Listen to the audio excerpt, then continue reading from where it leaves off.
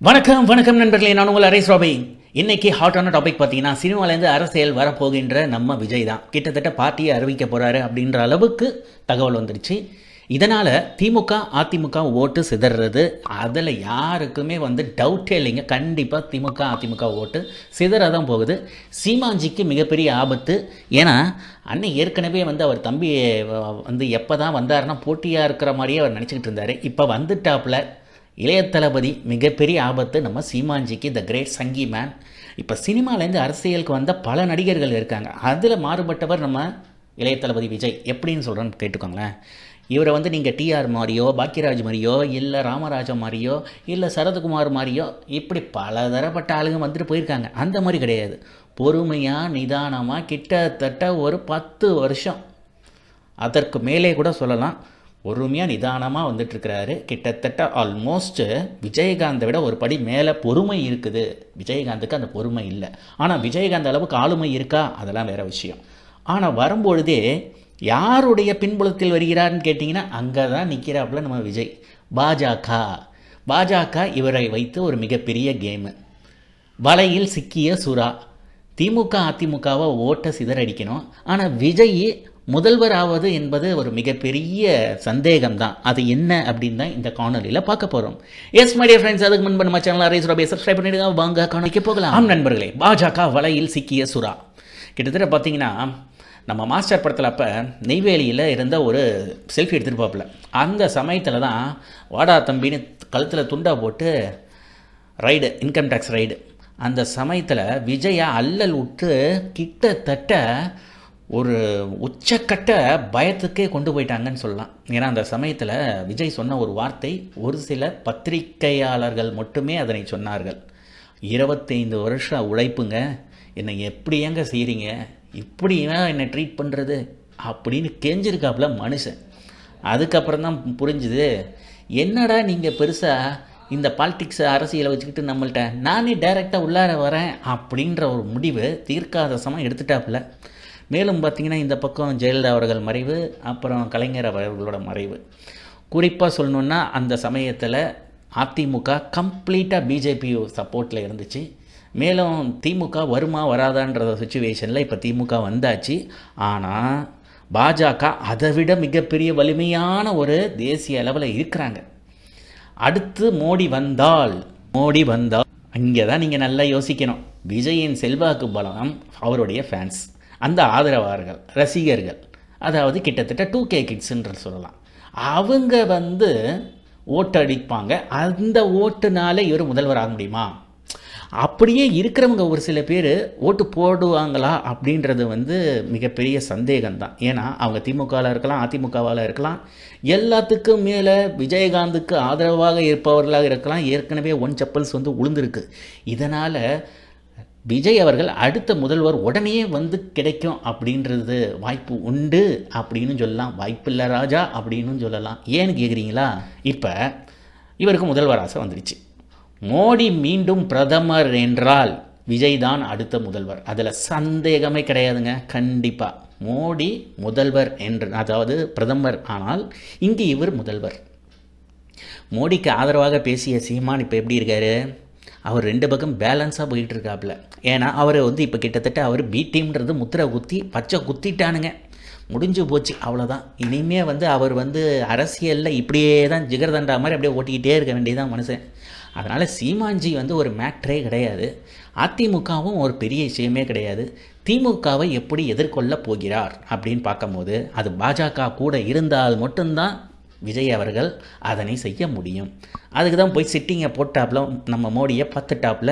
இப்போ என்னன்னா, பி டீமான சீமாஞ்சியை கூப்பிட்டு சொல்லியாச்சு, தம்பிக்கு எல்லாத்துக்கும் ஹெல்ப் பண்ணு அப்படின்னாச்சு. அண்ணாமலைக்கு முதல்வர் ஆசைலாம் கிடையாது, இந்த இடத்துல ஒரு ஆள் இருக்கணும் அப்படின்னு வெளிவழியாக சொல்லிக்கிட்டு இருக்காப்புல. ஆனால் ஆட்டுக்குட்டிக்கும் ஒரு ஆசை இருக்குது. சரி, தேடி ஆட்டுக்குட்டி நம்ம இளைய தளபதி விஜயை என்ன பண்ண போகிறாங்க? ஆமாங்க, ஒரே கன்ஃபியூஷனாக இருக்குதுங்க. இனிமே தான் ஆட்டம் ஆரம்பிக்கும். என்ன ஆட்டம்னு கேட்குறீங்களா? ஆட்டம் ஆரம்பிப்பாங்க திமுக. அந்த ஒன் செப்பல் சரி இருக்கு பாருங்க, அந்த ஒன் செப்பல் சரி தான் இப்போ சென்டிமெண்ட்டான அட்டாக்கு. விஜயகாந்த் இறப்பில் நம்ம விஜய் அவர்களுக்கு விழுந்த செருப்படி, ஒரு செருப்படி, இன்னொரு செருப்பு என்ன ஆயிடுச்சு, எங்கே போயிடுச்சு அப்படின்ற மாதிரி பேச ஆரம்பிப்பாங்க. இப்படியெல்லாம் நடக்குன்னு எனக்கு தெரியும். அப்போவே விஜய்க்கு நல்லதை சொன்னாலே கேட்க மாட்டானுங்க அவங்களாம் அவன் ரசிகர்களும். எவ்வளோ வீடியோ போட்டிருப்பேன், போய் விஜயகாந்தை பார்க்கலையா நாளைக்கு எத்தனையோ பேர் இதை தான் பேசுவானுங்க, பேசும் பொருளாகவும் சொன்னேன். இது நீங்களே நம்ம சேனலில் கிட்டத்தட்ட ஒரு 3 மாதத்துக்கு முன்னாடியே போட்டிருந்தேங்க. 3 மாதம் 4 மாதம் இருக்கும்னு நினைக்கிறேன். அப்போவே சொன்னேன், விஜயகாந்த் அவர்களை உடனடியாக உதயநிதி போய் பார்த்தாப்புல ஜெயித்த உடனே சேப்பாக்கம் சேக்வேரான்லாம் போட்டானுங்க பார்த்தீங்களா. உதயநிதி ஜெயித்த உடனே பகையை பார்த்தது யார்? விஜயகாந்த் அவர்களை. ஆனால் விஜய் அவர்கள் இன்று வரை எதுவுமே செய்யலை. ஒரு பையனுக்கு ஒரு கேமியா ரோல் மாதிரி நடித்து மேலே தூக்கி விடலை. ஃபோன் போட்டதுக்கு பார்க்கலான்னு சொல்லிட்டு வச்சது ஆள் எஸ்கேப். இதெல்லாம் இனிமேல் பேச ஆரம்பிப்பாங்க. ஸோ சென்டிமெண்ட்டாக இப்போ விஜயகாந்த் அவர்கள் மக்கள் மனசில் இருக்கிறாங்க. விஜய் செய்த மிகப்பெரிய துரோகம் அப்படின்னு சொல்லி தான் எல்லாம் பேச ஆரம்பிப்பாங்க. அடி இந்த அடி தான், ட்ரிபிள்ஸ் அடி தான் வந்து அடி திமுக சைட்லேருந்து வரும். இதை நீங்கள் எப்படி சமாளிக்க போகிறீங்க? விஜய், இளைய தளபதி விஜயும் ஃபேன்ஸும், அதுதான் முக்கியமானது. 2 அப்படின்னு கேட்டிங்கன்னா, அண்ணன் பி டீம் யார்? நம்ம சங்கி மேன் பிஜேபி பி டீமு சீமாஞ்சி, அப்புறம் நம்ம தம்பி வந்து ஏ டீமு அப்படின்னு சொல்லுவாங்க. ஏற்கனவே மோடியை போய் பார்த்தா நீங்கள் இப்போ எல்லா ஸ்கெட்சும் போடுறது நம்ம பிஜேபி தான் நம்ம விஜய்க்காக. ஏன்னா அவருக்கு இனிமேல் இன்கம் டேக்ஸ் தொல்லை கிடையாது. அவர் எதுவுமே யாரும் செய்ய முடியாது. அவர் படத்தை எதையும் ஓட விடாமல் பண்ண முடியாது. ஆனால் அவரே படமே ஃப்ளாப் ஆகும். அதாவது இவர் தனக்குத்தானே எம்ஜிஆர்னு நினச்சிட்டாரு. ஆனால் எம்ஜிஆர் கட்சியை தொடங்கிறதுக்கு முன்னாடி அவர் கொடுத்த ஹிட்டே வந்து கிட்டத்தட்ட வேறு லெவல் ஹிட்டே எல்லாமே. அதாவது உலகம் சுற்றும் வாலிபனாக இருக்கட்டும், நாடோடி மன்னனாக இருக்கட்டும், இந்த மாதிரி பல படங்கள். அப்போ முதல்வராக இருந்த கலைஞரை ஆடி தம்சம் பண்ணி தான் வந்தாப்புல. ஆனால் இவர் கட்சியை அனௌன்ஸ் பண்ணுறதுக்கு முன்னாடி கொடுத்த படமே 3 படமும் ஃப்ளாப்பு. அதில் பீஸ்ட்டு, வாரிசு, லியோ. ஏன் லியோ ஃப்ளாப்புன்றனா? நீ 1000 கோடி சொன்னியே, அந்த 1000 கோடி வரலையே. ஏன் 70 வயசான ரஜினியோட இதையே நீ பிளாக் பண்ணி ஒரு இது நீங்கள் ஓவர்டேக் பண்ணி அப்படியே வர முடியாமல் போயிடுச்சு. சரி, அதெல்லாம் கொடுப்பா. இவர் பிஜேபி பி டீமு, இவர் ஏ டீம், இவர் ஏ டீமு, அவர் பி டீமு. இப்போ சீமாஞ்சி பி டீம்னு காலி பண்ண மாதிரி இப்போ பிஜேபி ஏ டீம் வந்து விஜய் அப்படின்றது தெளிவாக இருக்குது அப்படின்னு ஆணித்தரமாக சொல்லுவாங்க. இதை எப்படி சமாளிக்க போகிறார் விஜய்? அதுதாங்க மிகப்பெரிய கேள்விக்குறியாக இருக்குப்பா. மேலும் பார்த்தீங்கன்னா, விஜய் மாணவிக்கு பரிசளித்தது வைர நெக்லஸ் அப்படின்னு சொன்னாங்கப்பா. வைர நெக்லஸா? என்னப்பா ஒரு தொலைநோக்கு திட்டம்ப்பா, ஒன்றா அடிச்சுக்க முடியாதுப்பா அப்படின்ற மாதிரி தானே தெரியுது. அப்புறம் ஏன் விஜய்க்கு திரிஷாவுக்கு 1 கோடி, எவ்வளோ டைமண்ட் நெக்லஸ் எவ்வளோ? 1 கோடி கொடுத்தாப்புல. மேலும் சந்திரசேகரை வச்சு இன்னொரு பாலிடிக்ஸ் இருக்குது, அது அடுத்தது வருது. அதுக்கு முன்னாடி திரிஷா பாலிடிக்ஸு, சங்கவி பாலிடிக்ஸு, இது எல்லாமே பல விஷயங்கள்லாம் உள்ளார வரும். இதை எப்படி சமாளிக்க போகிறாருன்னு தெரில. எப்பா விஜய் மட்டும் தான் கெட்டவரா? இவன் மட்டும் உதயநிதியை நயன்தாரா விஷயம்லாம் ஊரே சந்தி சிரிச்சுதேன்னு இதெல்லாம் போயிடுச்சுப்பா. நீங்கள் வந்து ஒரு இமேஜை க்ரியேட் பண்ணி வச்சுருக்கீங்க. எப்படி பயங்கரமான இமேஜை க்ரியேட் பண்ணி வச்சுருக்கீங்க அந்த சில்வர் ஸ்க்ரீனில், வெள்ளித்திரையில். அது அப்படியே வந்து இந்த இடத்துல வந்து பாலிடிக்ஸ்க்கு வரும்போது தான் தெரியும் எந்த அளவுக்கு அது பங்கம் பண்ண போகிறாங்க அப்படின்ட்டு. விஜய் திரிஷாவுக்கு டைமண்ட் நெக்லஸ் 1 கோடி கொடுத்தாருங்க. அதுதான் இப்போ பேசும் பொருளாகவும் அடுத்தது. இதை எப்படி சமாளிக்க போகிறாரு? அப்புறம் தந்தையை மதிக்காத விஜய் அப்படின்னு ஒன்று. விஜய் வேணாம்னு யாகம் நடத்துனாங்களா? இது முன்னாடி வந்துச்சுங்க. இப்போ ரொம்ப அது வந்து கிட்டத்தட்ட வைரல் ஆகும். மேலும் பார்த்தீங்கன்னா, விஜய் விவாகரத்து இப்படின்லாம் பேசுவாங்க. அவங்க அப்பா பேசுனது, சுயநலவாதியே, சம்பாதித்தது போதாதா, தனி மரமாய் நிற்கிறேன்டா, நீ எல்லாம் ஒரு மகனா, உன்னை எப்படியெல்லாம் பார்த்தேன், இப்படியெல்லாம் பேசின ஒரு இது ரெக்கார்டும் இருக்குது. அதெல்லாம் விட அப்பா அம்மாவே பார்த்துக்காதவன் இவன் நம்ம மக்களை பார்த்துக்க போகிறானா அப்படின்னு பேசுவானுங்க. இதை சமாளிக்கணும், அதுதான் பெரிய விஷயம். எப்படி விஜய் இதெல்லாம் கையாள போகிறாரு? ஏற்கனவே அவர் காசு கொடுத்தாலும் பேச மாட்டார், ரொம்ப அளந்து பேசுவார், நுணுக்கமாக பேசுவார், வெளியே பெருசாக தெரியாத மாதிரி பேசுவார், ஒரு குட்டி கதையை தான் பேசுவார். இதுக்கெல்லாம் பதிலை எப்படி பேசுவார் அப்படின்னு பல விஷயங்கள். சரி, இதை விடுங்க. விஜய் வந்தால் வலிமை அப்படின்றான் நம்ம ஆமக்கரி அம்மாவாசை. விஜயை அரசியலுக்கு அழைக்கும் சீமான், விஜய் ஷுட் ஜாயின் பாலிடிக்ஸ். இது அண்ணாமலையோடது. ஸோ பிஜேபிக்காரன்லாம் அழைக்கிறான். இதுக்கு முன்னாடி என்ன பண்ணால், அப்போ விஜய் வந்து அந்த அளவுக்கு பெருசு அரசியல் இது இல்லாமல் பிஜேபியோட இது இணக்கமாக இல்லை. அந்த சமயத்தில் பிடிமான நம்ம ஆமக்கரி அமாவாசை என்ன சொல்லிச்சுன்னா, அடிக்கிற அடியில் ரஜினி, கமல், விஜய் யாருக்கும் அரசியல் ஆசையே வரக்கூடாது அப்படின்னு ஆமக்கறி அமாவாசை சொல்லுச்சு. இன்றைக்கி என்ன சொல்லுது? விஜய் வந்தால் வலிமை தான், விஜய் அரசியலுக்கு அழைக்கும் சீமான். ஏன்னா இது மேஸ்திரியாக இருக்குது. அண்ணன் இன்ஜினியராக வருவார், அப்படியே அண்ணனுக்கு ஏதாவது 5 10ன்னு போட்டேன்னா நல்லா இருக்குண்டா தம்பி அப்படின்னு இப்போயே பிட்ட ஓட்டுது நம்ம ஆமக்கறி அமாவாசை. சரி, இது மட்டுமா? சங்கி மேன் என்ன சொல்கிறாப்புல நம்ம சீமான்ஜி?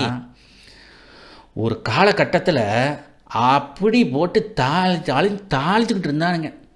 அதுவும் விஜய் வந்து கை கட்டி பேசுறதா, ஏடா எடப்பாடி பழனிசாமிக்கு இல்லாமாடா நீ பயப்படுறது அப்படின்னு சொன்ன உடனே வச்சு பங்கம் செஞ்சானுங்க ரசிகர்கள்.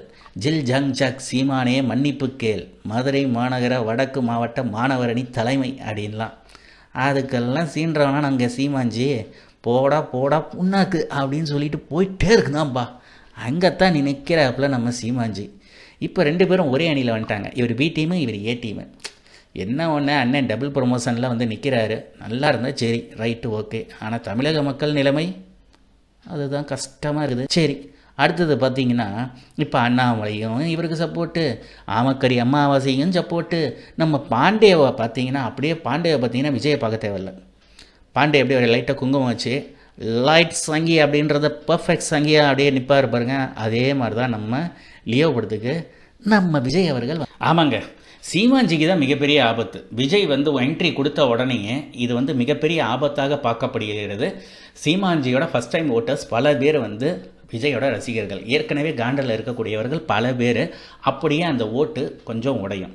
மேலும் பார்த்தீங்கன்னா ஓரளவுக்கு அதிமுக திமுகவில் இருக்கக்கூடிய ஓட்டு சிதறடிக்கப்படும். ஆனால் சீமான்ஜி டோட்டலாக ஒடிசலாகி ஒன்றும் இல்லாமல் போகிறாரு அப்படின்றது உண்மை. ஸோ சினிமாலேருந்து வந்த நம்ம விஜய் அவர்கள் எந்த அளவுக்கு டஃப் கொடுக்க போகிறார், எப்படி கொடுக்க போகிறார்? விஜயுடன் கூட்டணியா? மனம் தெரிந்த சீமான், அவன் தம்பி வந்தால் நல்லா தான் இருக்கும், நானும் கூடவே இருந்து ஏதோ கொஞ்சம் சம்பாரிச்சுப்பேன். ஆமை ஓடும் அதன் மேலே ஒரு ப்ராடும், இது கூட இன்னொரு ப்ராடும் சேர்ந்து தமிழ்நாடு என்ன ஆடும். அதுதாங்க இப்போ டாப்பிக்கு. ஆமை ஓடும் அது மேலே ஒரு ப்ராடும், அந்த ப்ராடோடும் இணையாடும் இன்னொரு ப்ராடும், 2 ப்ராடும் சேர்ந்து தமிழ்நாடு என்னவா ஆடும். அதுதாங்க என்ன நடக்கும். நடக்காது. மிக பெரிய அளவில் பூகம்பம் வராத குறை தான். இந்த ஒரு கை விரலை தூக்கி இது பண்ணுற சீனெல்லாம் வந்து படத்தோடு சரி.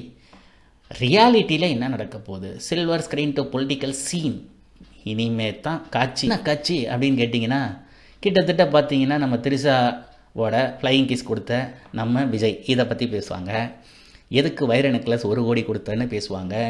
பாண்டேவின் தம்பியாக மாறிய இளைய தளபதி விஜய், சிங் இந்த rain, same blood white blood அப்படின்ற மாதிரி ஒரு பேச்சு.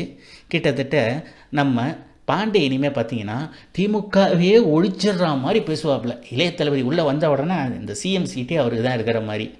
அதெல்லாம் நடக்கிற காரியம் இல்லைன்றது விஜய்க்கும் தெரியும், நம்ம பாண்டேக்கும் தெரியும், எல்லாருக்கும் தெரியும். ஓவர் நைட்டில் ஒபாமா ஆகிறதுன்னா எப்படிங்க? விஜய் வந்து எல்லாத்துக்கும் துணிந்துட்டாப்புல. பார்ப்போம் அடுத்து. சினிமா டு அரசியல், இப்படி வந்தவர்கள் பலர், ஆனால் ஜெயிச்சார்களா அப்படின்னா அதான் கேள்விக்குறி. சரிங்களா? இப்போ விஜயோட அரசியல் அறிவிப்பு திடுப்புடுலாம் வரல. மனுஷன் ஆழ்ந்து ஆராய்ந்து பல இன்னல்கள் நொந்து அல்லல் பட்டு இது எல்லாம் பார்த்து தான் வந்திருக்காப்புல. சரி, இப்படி இருக்கக்கூடிய விஜயோடைய சினிமா பயணம் பார்த்திங்கன்னா அது மிகப்பெரிய இது பேசும் பொருளாக இருந்தது. எப்படி அவர் உள்ளார வந்தார், இந்த அளவுக்கு வளர்ந்தது அப்படின்றதெல்லாம் அவங்க அப்பாவோட முயற்சியும் விஜயகாந்தும் இல்லைன்னா இன்றைக்கி நம்ம விஜய் இல்லை. இதுதான் உண்மை. சரி, அடுத்து அரசியல் அப்படின்ற பொழுது யாரோடைய இதில் இவர் எல்லாத்தையும் கேட்பார், யார் சொல்கிறத கேட்பாருன்றது ஒரு முக்கியம். ஒன்று சொல்கிறேங்க, விஜயை பொறுத்த வரைக்கும் ஒரு மிகப்பெரிய மாஸ் ஹீரோவாக இருக்கார். எல்லோருடைய மனதிலும் இருக்கக்கூடியவர்கள், ஃபேமிலி ஆடியன்ஸு, கிட்டத்தட்ட 2K கிட்ஸோட சப்போர்ட் இருக்கக்கூடியவர். நீங்கள் ஏதாவது செய்யணும்னு நினச்சிங்கன்னா இந்த திராவிட மாடல் அப்படின்னு நீங்கள் அந்த இதில் தான் வரப்போகிறீங்கன்னு தெரியுது. அப்படி வரும்பொழுது எந்த அளவுக்கு ஸ்டாண்டை வந்து எடுக்கிறீங்க, அதுதான் ரொம்ப முக்கியமானது. அதை நல்லபடியாக நீங்கள் எடுப்பீங்களா அப்படின்றதில், உங்கள் கொள்கை என்னன்றதில் நீங்கள் ரொம்ப தீவிரமான ஒரு இதாக இருக்கணும். எல்லா விஷயமும் தெரிந்து ஆராய்ந்து தெளிந்து அப்படி ஒரு நோக்கத்தோடு வந்தீங்கன்னா, ஒரு தொலைநோக்கு பார்வையோடு வந்தீங்கன்னா எல்லாரும் ஆதரிப்போம். நல்லதே நடக்கட்டும் தமிழ்நாட்டுக்கு. சங்கிகளின் சங்கமம் ஒழியட்டும். Okay my dear friends, thank you, bye.